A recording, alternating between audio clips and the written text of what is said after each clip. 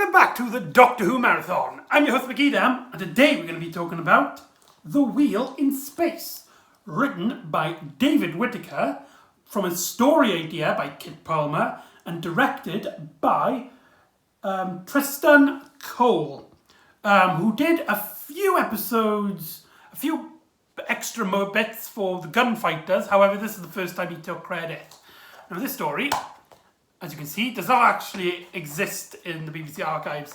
Episodes 3 and 6, if I remember correctly, do, and we have them. However, obviously we don't have them on DVD yet. And all the rest of the episodes are missing in this 6-part adventure. Now, this story has a bit of a mileage, shall we say, to it, as a lot of fans consider this one of the most weakest of the Cybermen stories of the classic era, pitting it with Silver Nemesis as one of the worst Cybermen stories.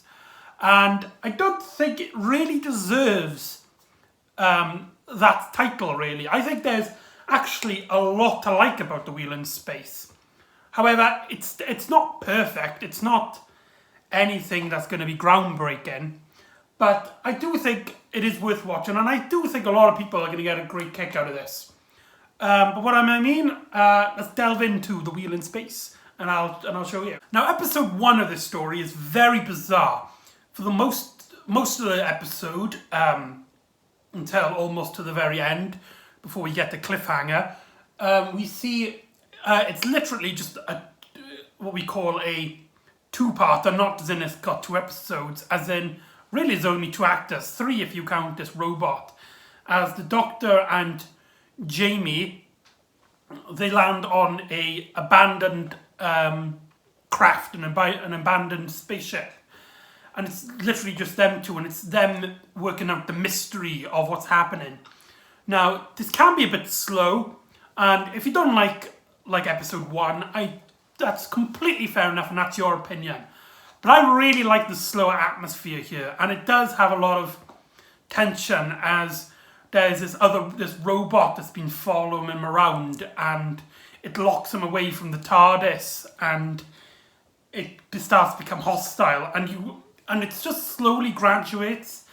And because there's no other characters yet, just the Jamie and the Doctor, you do get a lot of attention focused to them, especially with how Jamie deals with the aftermath of Fury from the Deep, as he asks the Doctor how Victoria is after the episode. And first of all, I really like how the Doctor starts. His first instinct is to try and wiggle him way out of the conversation, as he first says stuff like, time is relative. If I knew when we are now, I could tell you what she's doing now. And so I really like that. It adds a little bit to the Doctor's character that he doesn't give anyone a straight answer, really. In fact, this is probably one of those stories that emphasises the brilliancy of the second Doctor. And so the Jamie is the kind of person who's like, Doctor, stop mucking around and tell me. Though this story really shows their relationship and why it works really well here. They're both buffoons. With the Doctor and his companions, you normally get a sort of family relationship, whether it's a father-daughter relationship, a father-granddaughter relationship, like it was common in the first Doctor era. However, I feel like the second Doctor and Jamie are like brothers. They have a brother relationship where they're clearly not equal in terms of mental-wise, as the Doctor's like a genius and Jamie is a Highlander from the past.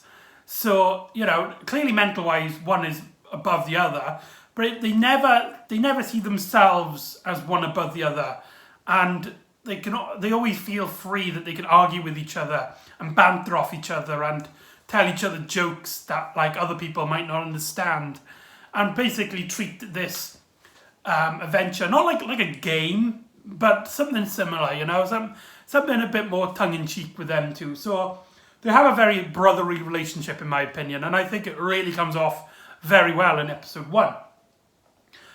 And so we have this mystery, like what happened to the ship, what happens to everything, and then we get introduced very later on in episode 1 to our other characters, as there's this wheel in space, even though it's more like a circle and then like a thing, but I guess the out of it looks like a wheel if you look at it from a point of view. So there you go.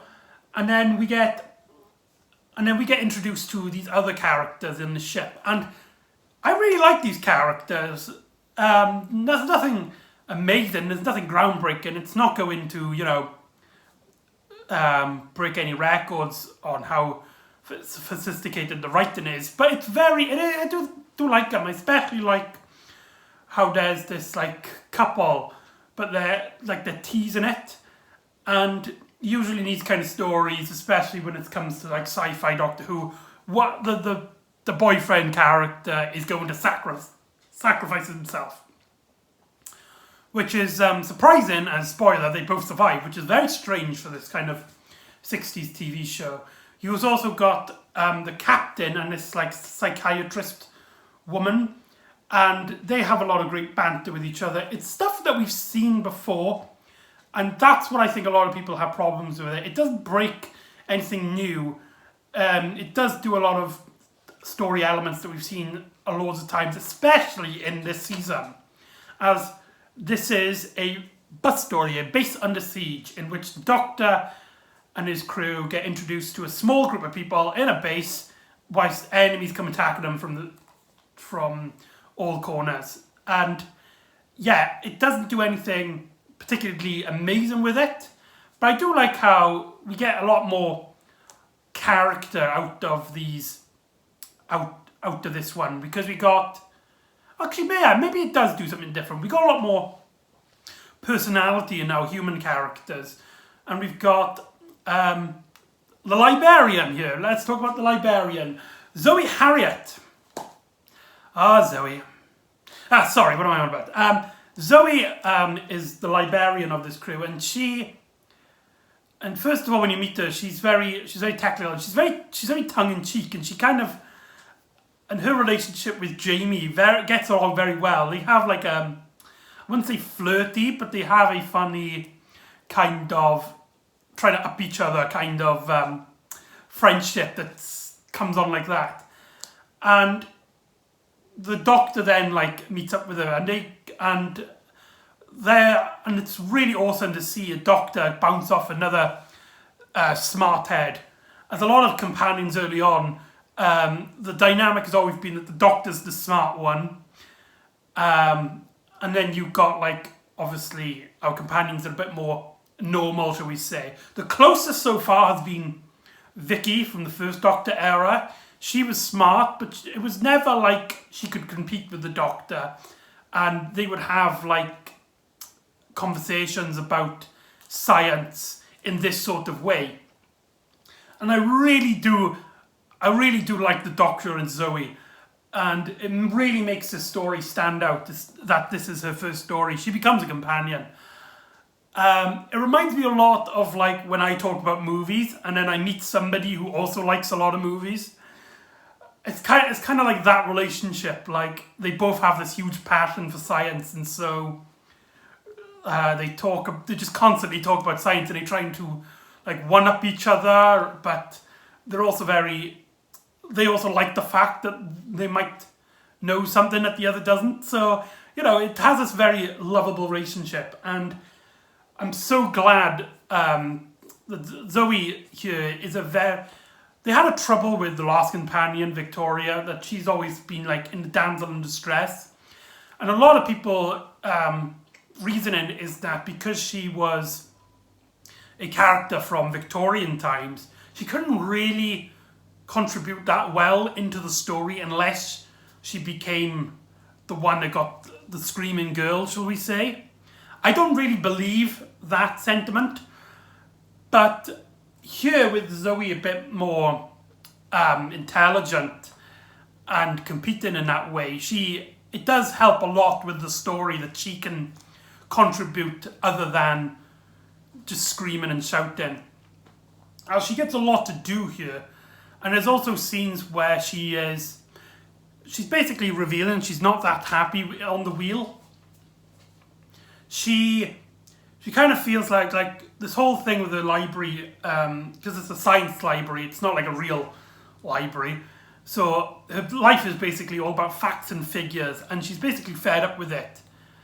And there's a great scene where she's talking to the psychiatrist character, and she's like, I kind of feel like, because at one point she talks to Jamie, and Jamie basically takes the mick out of her that all she does is she basically is like a robot.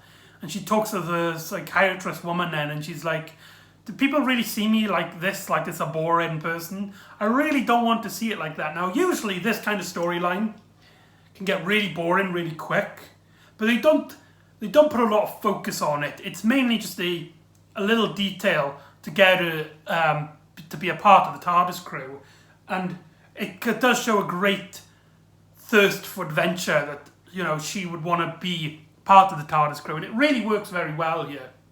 So, if I'm speaking a lot of things about why this story does work, what's the problem? Why do so many fans seem to, at best, think it's rather average, and at worst, consider it one of the worst 60s and one of the worst Cybermen stories?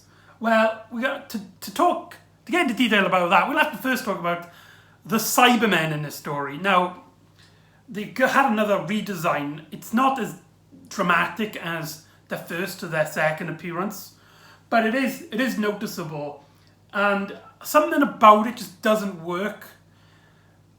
Whether it's something to do with the trousers area that makes it look strange, shall we say, or if it's something to do with the masks, because they give them like teardrops on the eyes, which becomes actually a classic motif of the Cybermen, which is very surprising, and it comes from The Wheel in Space, one of the most hated Cybermen stories. But they also have like a teardrop on the middle of the lip, so they constantly look like they're poking their tongues out. And every time they see them, I laugh. There's also the strange addition to their voice. Their voice has changed since the Tomb of the Cybermen, which is kind of bizarre because this story introduces like another leader character called the Cyberplan, which is basically this like seed brain that's a computer. I don't know if it's whether it had like a living brain, or is it just like a robot, just a normal computer. It's not very clear here, but then it's not a big deal. It just appears on a screen. So yeah, for some reason they gave this Cyberplanet character the original voice from Tomb of the Cybermen, but these new Cybermen have different voices, and it does, most of the time you can't even understand a word they're saying, and when you do, it's so croaky and silly, and the actors behind it sound really bored. Whether that was by bad directing or bad acting, I can't really say, but something clearly just wasn't working. There's also addition of the threat, and I don't just mean the Cybermen as well. I mean just any sort of threat. When a character in this story is dealing with a threat, whether it be these meteorites that are coming forth, or the fact that they have no weapons to defend themselves if anyone starts to attack. Most of the time, or even though the fact when they do discover that it's Cybermen, most of the time until like maybe the last episode, most of these things are treated like mild inconveniences, which really undermines the level of threat in a story, especially with the Cybermen. It's strange because, you know, a lot of the time they do this artificially by having the leader character not believe the Doctor, or have him basically in denial, which kind of happens here, but also as well, just in general, when it comes to any sort of threat, it kind of comes off as if to these people it's like just another day at the job, just a stressful day at the job. So when you're watching it, it does kind of make it's very strange. So I can see why a lot of people may consider this the worst. I personally don't. Because I like these characters enough that it gets... It's basically, if you think of a story like a sci-fi drama, then I think you would really enjoy it. And there are some great bits with the threats, though sometimes the acting really lets it down. For example, when one of the crew members gets into contact with the Cybermats, these small rat creatures, the threat level is high. You can see the guy's basically trying to survive and is scared of these creatures. However, the acting in it is sort of really over-dramatized, and it comes off a bit laughable and a bit goofy. Especially when he uses like a sort of like a plastic gel thing, and then he kind of like throws it up as a beam from the Cybermats. Now the Cybermats return from the Tomb of the Cybermen, and they get like a slight redesign, which makes them look a lot better than their previous designs. But something about them here, whether it's by directing or the way they're written, they're not that threatening here, which is kind of fun. I find kind of funny because in Tomb of the Cybermen, you never actually see them attack anyone. But in this story, you actually do see them like hurt someone, but they're not that threatening. Speaking of not threatening, the introduction to the Cybermen as well is kind of laughable. As in, like, when you had Tomb of the Cybermen, you had that brilliant shot of them coming out the tombs and towering over everyone, and then you got the Cyber Leader, and you got that infamous cliffhanger. But here, they get introduced by these like ball things that remind me of those plastic blow-up ones that you can find in like Asda football kind of things. They go into the ship and kind of like suck themselves into the ship. They then grow into a size that contains like a human, and then they sort of you could see like the silhouette of a Cyberman in it start to grow and pokes its hand out to the thing. It comes off really like nobody was really trying to make them threatening. It was more like a silly Benny Hill thing. Especially with later on in the story, when you see the Cybermen, they're planning out their attack. Also, as well, an important thing to note, the Cybermen don't appear until the last moments of episode 2. So, usually in these kind of things, when they try to build up the villain, it's normally the cliffhanger for part 1, but here it's the cliffhanger for part 2, which I think helps flesh out our human characters, which I keep saying.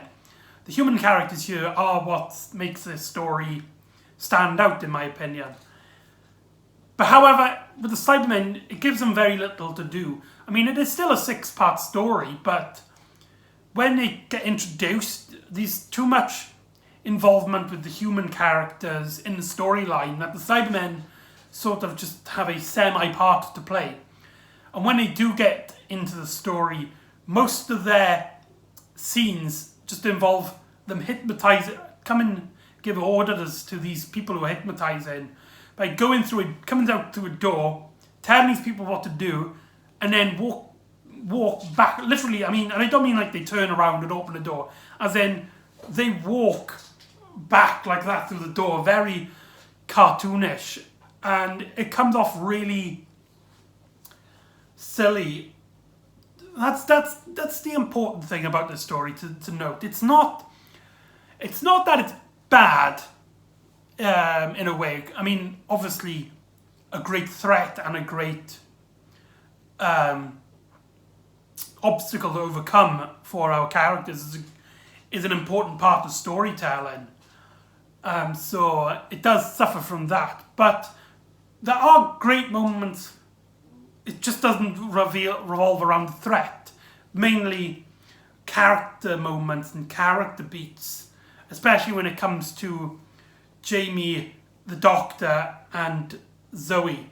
Now, the Doctor in this story, for most of the time, he's out of the action when he only really gets up and does stuff in part 4, which you might sound like it's a bit of a drag, but I think actually it really works well here as he gets slowly introduced to the other characters as he's in hospital because in episode 2 he kind of comes unwell, which is an excuse to give Patrick Troughton a day off, and it gives Jamie a lot to do as he has to look after the Doctor, and he gets revolved around in these in the characters with Zoe and the rest of the crew. And when the Doctor does get involved, the mystery is how will he basically talk himself out on how he got on that ship to begin with. So then, yeah, Bill builds up to the 6th episode, the final episode, of course. And here I think the threat really does actually work, as you do get some brilliant scenes of the Cybermen attacking people, and there are great moments where you have people talking on the camera, but then a Cyberman comes up behind them and beats them up and kills them. And the Doctor then has to discover a few who's being controlled or not. And you've got this whole thing with the Doctor has to go. The Doctor sends Jamie and Zoe onto the spaceship, which they get through these asteroid suits, and then they have to come back and stuff. So I think episode 6 actually does work well written-wise. It just takes 5 episodes of dull threats to get there. Also, another thing I just remembered. There's a bit of stupidity in this story as well, which is actually pretty badly written. The Cybermen basically control people. They use the mind control thing. Now, they establish early on that they have this device that can go searching through people's rooms, and they can tell who's been hypnotized or not. And so they work out that one of these people have been hypnotized, and so he destroys communication to Earth before they can act to it. However, it then begs the massive question: why don't they use this device to find the other people who are hypnotized? Why did they just stop at this one guy?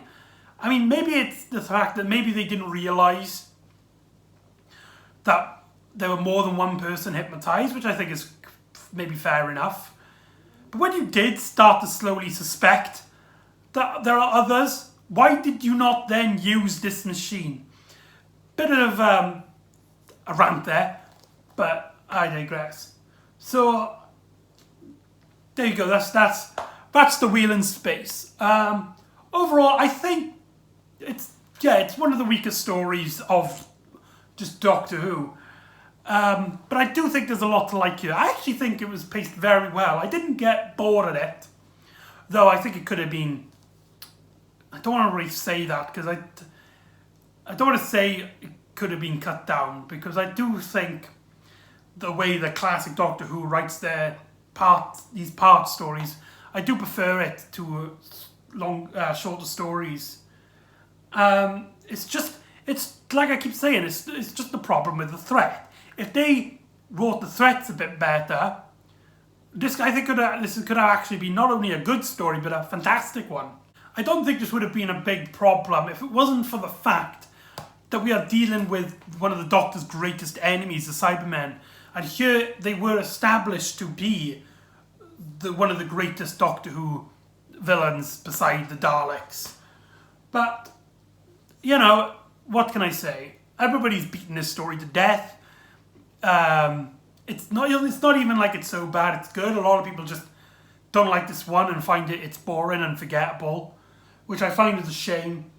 But I think, judge for yourself. If you haven't seen this one, or listened to it, because, I watched the loose cannon reconstruction, which was very strange, because usually they just resort to pictures, which they have done, but there was a lot of early 3D animation in there, which looked like something like like an Amaya project. But yeah, it's very strange to note, and I think it works really well when you talk about the robots and the Cybermen. But when they use it for a human character, it looks really unsettling and odd. But that's beside the point. That's to do with nothing. So yeah, I say check it out for yourself. Maybe you'll like it. Maybe you may actually think this is one of the better stories. And if you do, please let me know. I'd love to hear. One of my favourite things is to hear unpopular opinions. So if you do like The Wheel in Space, please let me know. I really want to know your opinions. You know, I just like talking about Doctor Who. So, there you go. So that's The Wheel in Space. And we finished season 5, which is considered to be the best season, one of the best seasons of Doctor Who. I personally don't like thinking about Doctor Who in seasons. I think if you do that, you do kind of avoid certain stories in terms of like your opinions on them. Like a lot of people with New Who, like you might like go right, oh, this is a terrible season, but it might be a story that really deserves to be up there. But because it's in the bad season, shall we say, you know. But that's a topic for another day. I'm completely rambling on something that's not important here. So join me next time where we go into the second Doctor's last season, and we get introduced to a Doctor Who villain which was supposed to rival the Daleks in The Dominators. So see you then in the Doctor Who marathon. See you then.